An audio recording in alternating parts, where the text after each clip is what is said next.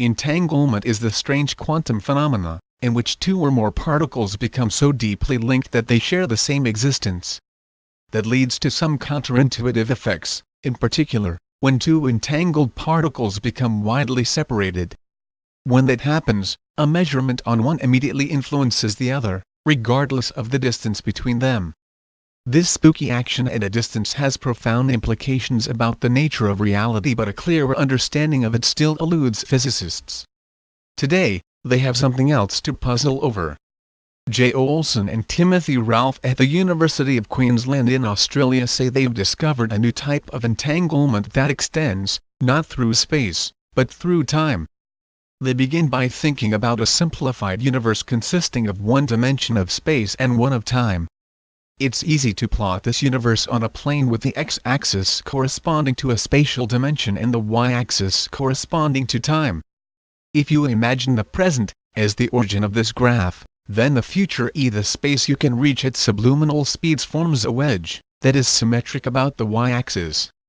Your past, the space you could have arrived from at subluminal speeds, is a mirror image of this wedge reflected in the x-axis.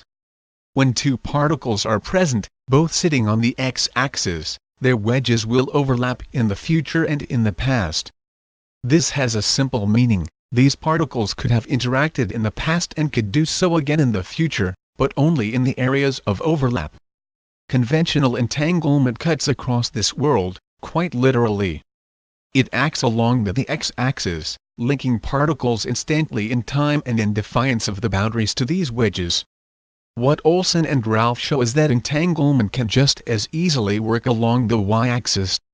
In other words, entanglement is so deeply enmeshed in the universe that a measurement in the past has an automatic influence on the future. That may sound like a truism. Isn't this how the universe works, I hear you say. But this isn't ordinary cause and effect. There are some interesting subtleties to this phenomena. To see how, imagine an experiment that Ralph and Olson describe, in which a qubit is sent into the future. The idea is that a detector acts on a qubit, and then generates a classical message describing how this particle can be detected. Then, at some point in the future, another detector at the same position in space receives this message and carries out the required measurement, thereby reconstructing the qubit. But there's a twist. Olson and Ralph show that the detection of the qubit in the future must be symmetric in time with its creation in the past. If the past detector was active at 11:45, then the future detector must wait to become active at precisely 12:15 in order to achieve entanglement, they say. For that reason, they call this process teleportation in time. But how is this different from ordinary existence?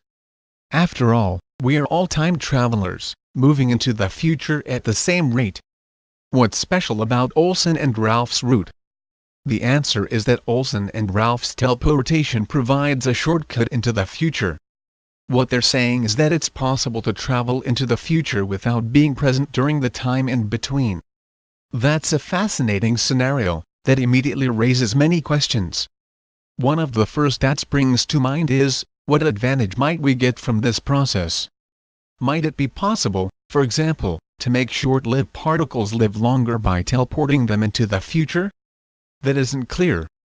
Neither is it clear exactly how such an experiment might be done, although presumably, it wouldn't be very different to the type of teleportation that is done in labs all over the world today, as a matter of routine. In fact, Olson and Ralph say that time-like entanglement is interchangeable with the space-alike version,